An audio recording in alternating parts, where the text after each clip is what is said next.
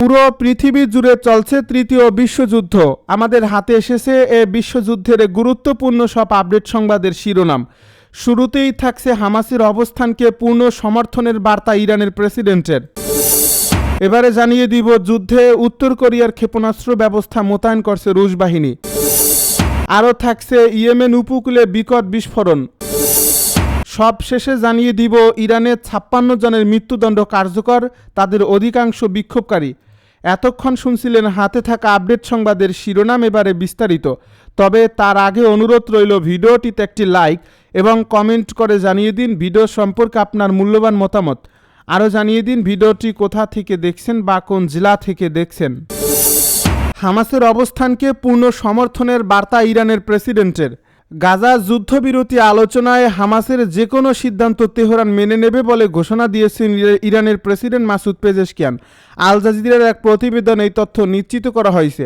বুধবার হামাসের রাজনৈতিক ব্যুরোর প্রধান খালিল আল হাইয়ার সঙ্গে টেলিফোনে কথা বলার সময় তিনি এ কথা জানান। পেজেশকিয়ান বলেন, আলোচনা প্রক্রিয়ায় ফিলিস্তিনি নেতারা যে কোনো পদক্ষেপ বা সিদ্ধান্ত নেবেন, ইরান সেটিকেই সমর্থন জানাবে।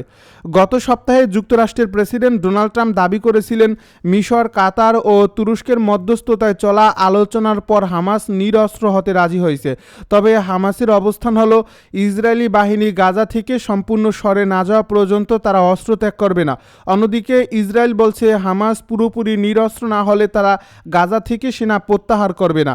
এ বিষয়ে মঙ্গলবার প্রথমবার প্রকাশ্যে মন্তব্য করে ইসরায়েলের প্রধানমন্ত্রী বেনিয়ামিন নেতানিয়াহু বলেন, ট্রাম্পের প্রস্তাবিত পরিকল্পনায় ইসরায়েল সম্মত দেয়নি। যুদ্ধে উত্তর কোরিয়ার ক্ষেপণাস্ত্র ব্যবস্থা মোতায়েন করছে রুশ বাহিনী। উত্তর কোরিয়ার একটি ক্ষেপণাস্ত্র ইউনিট রাশিয়ার পশ্চিমাঞ্চলে মোতায়েন শুরু হয়েছে। এই ইউনিটে 6টি ক্ষেপণাস্ত্র ব্যবস্থা ও 120টি ব্যালিস্টিক ক্ষেপণাস্ত্র থাকতে পারে। এগুলো দিয়ে ইউক্রেনে হামলা চালাতে পারে মস্কো। ইউক্রেনের সামরিক গোয়েন্দা সংস্থার একজন কর্মকর্তা রয়টার্সকে এ তথ্য জানান। রাশিয়া ইউক্রেন যুদ্ধ শুরু হয় 2022 সালের ফেব্রুয়ারিতে।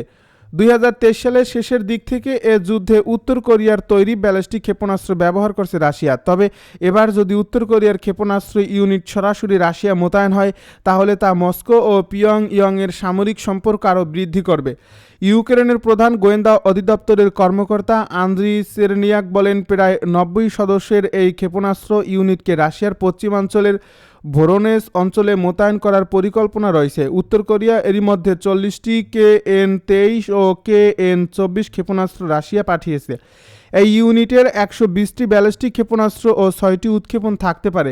যুক্তরাষ্ট্রভিত্তিক গবেষণা প্রতিষ্ঠান ফরেন পলিসি রিসার্চ ইনস্টিটিউটের গবেষক রব লি বলেন, রাশিয়াকে উত্তর কোরিয়ার এই সহায়তা ইউক্রেনের জন্য বড় হুমকি, কারণ ব্যালিস্টিক ক্ষেপণাস্ত্র প্রতিরোধ করাটা এখন ইউক্রেনের অন্যতম বড় দুর্বলতা। বর্তমানে কিয়েভের হাতে আকাশ প্রতিরক্ষা ক্ষেপণাস্ত্রের ঘাটতি রয়েছে।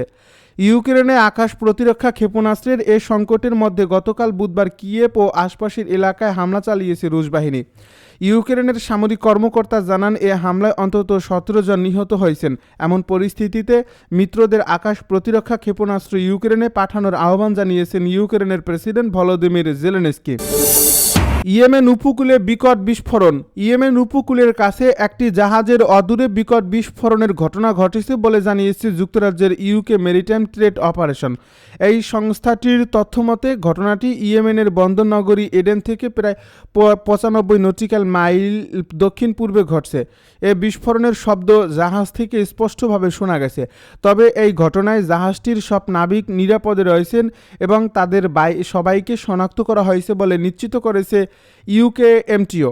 এ বিস্ফোরণের কারণ বা এর সঙ্গে কারা জড়িত সে বিষয়ে তাৎক্ষণিকভাবে কোনো তথ্য প্রকাশ করা হয়নি। ঘটনাটি নিয়ে তদন্ত চলছে। এদিকে লেবাননের তেবনিন শহরে ইসরায়েলি ড্রোন হামলায় একজন নিহত এবং অন্তত 11 জন আহত হয়েছেন। যুদ্ধবিরতির তোয়াক্কা না করে এ হামলা করা হয়।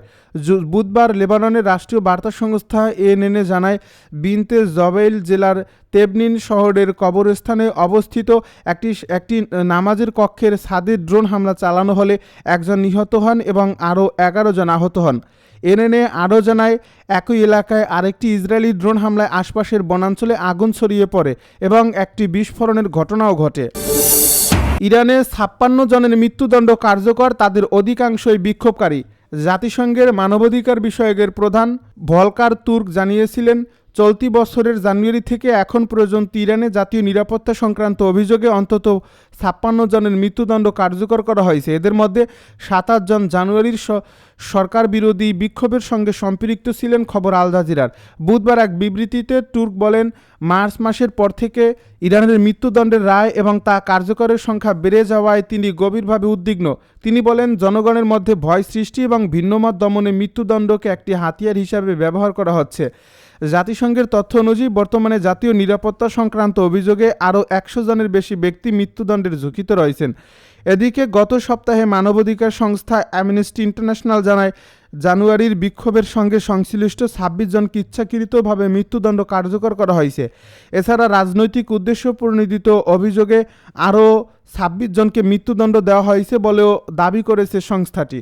উল্লেখ্য, জানুয়ারিতে ইরান সরকার বিরোধী বিক্ষোভ দমনে নিরাপত্তা বাহিনীর অভিযানে বহু মানুষ নিহত হন, যা নিয়ে আন্তর্জাতিক মহলে ব্যাপক আলোচনা সৃষ্টি হয়। যুদ্ধবিরতি লঙ্ঘন করে লেবাননে দখলদার ইসরায়েলি বাহিনীর ড্রোন হামলা। লেবাননের তেবনিন শহরে ইসরায়েলি ড্রোন হামলায় 1 জন নিহত এবং অন্তত 11 জন আহত হয়েছেন। যুদ্ধবিরতির তোয়াক্কা না করে এ হামলা করা হয়। বুধবার লেবাননের রাষ্ট্রীয় বার্তা সংস্থা এএনএ জানায়, বিনতে জবেইল জেলার তেবনিন শহরের কবরস্থানে অবস্থিত একটি নামাজের কক্ষের ছাদে ড্রোন হামলা চালানো হলে 1 জন নিহত হন এবং আরও 11 জন আহত হন। এএনএ আরও জানান, একই এলাকায় আরেকটি ইসরায়েলি ড্রোন হামলায় আশপাশের বনাঞ্চলে আগুন ছড়িয়ে পড়ে এবং একটি বিস্ফোরণের ঘটনাও ঘটে। এদিকে দক্ষিণ লেবাননের মানসুরি গ্রামে ইসরায়েলি সেনাবাহিনীর জারি করা সরিয়ে নেওয়ার সতর্ক বার্তার পর সেখানে বসবাসকারী প্রায় 15টি বেসামরিক পরিবার এলাকা ছেড়ে চলে গেছে। প্রায় 6 সপ্তাহ পর প্রথমবারের মতো এই ধরনের সতর্কবার্তা জারি করা হয়। পরে ইসরায়েলি সেনাবাহিনী জানায়, তারা হিজবুল্লাহর বিরুদ্ধে যুদ্ধবিরতি লঙ্ঘনের অভিযোগে দক্ষিণ লেবাননে নির্ভুল হামলা শুরু করছে। অন্যদিকে এই হামলার ঘটনাটি এমন সময় ঘটল যখন ইতালি রোমে লেবানন ও ইসরায়েলের কর্মকর্তাদের মধ্যে টানা দ্বিতীয় দিনের বৈঠক চলছিল। ইয়েমেন উপকূলে বিকট বিস্ফোরণ। ইয়েমেন উপকূলের কাছে একটি জাহাজের অদূরে বিকট বিস্ফোরণের ঘটনা ঘটছে বলে জানিয়েছে যুক্তরাজ্যের ইউকে মেরিটাইম ট্রেড অপারেশনস। এই সংস্থাটির তথ্যমতে এই ঘটনাটি ইয়েমেনের বন্দর নগরী এডেন থেকে প্রায় 95 নটিক্যাল মাইল দক্ষিণ পূর্বে ঘটছে। এই বিস্ফোরণের শব্দে জাহাজ থেকে স্পষ্টভাবে শোনা গেছে। তবে এই ঘটনায় জাহাজটির সব নাবিক নিরাপদে রয়েছেন এবং তাদের সবাইকে শনাক্ত করা হয়েছে বলে নিশ্চিত করেছে ইউকেএমটিও। এই বিস্ফোরণের কারণ বা এর সঙ্গে কারা জড়িত সে বিষয়ে তাৎক্ষণিকভাবে কোনো তথ্য প্রকাশ করা হয়নি। ঘটনাটি নিয়ে তদন্ত চলছে। এদিকে লেবাননের তেবনিন শহরে ইসরায়েলি ড্রোন হামলায় 1 জন নিহত এবং অন্তত 11 জন আহত হয়েছেন। যুদ্ধবিরতির তোয়াক্কা না করে এ হামলা করা হয়। বুধবার লেবাননের রাষ্ট্রীয় বার্তা সংস্থা এএনএ জানায়, বিনতে জবেইল জেলার তেবনিন শহরের কবরস্থানে অবস্থিত একটি নামাজের কক্ষের ছাদে ড্রোন হামলা চালানো হলে 1 জন নিহত হন এবং আরও 11 জন আহত হন।